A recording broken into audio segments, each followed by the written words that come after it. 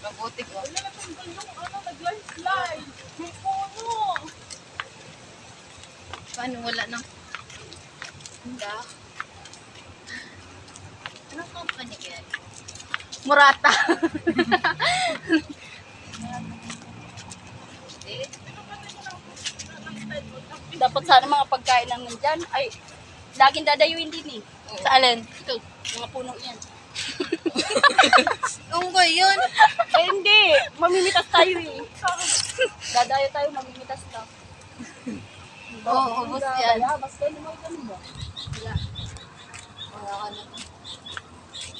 Mga lason. Kaya nga, wala man lang makita pagkain. Hindi ka man lang maigganyan. Tara, punta tayo dun. Mamitas tayo. Nadadaan, pipitas, kain. Dapat puno ay mga fruits na tinatanim nila dito. Kaya na avocado. Ang baka ubusin ito pag Kahit hindi ka akit, nahuhili ka magtingin. mamaya ka ganun-ganon ka na. Hinihingal ako eh. Baba ngayon, tagmanggahan no?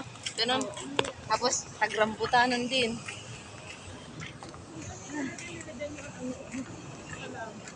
Yung ano da, yung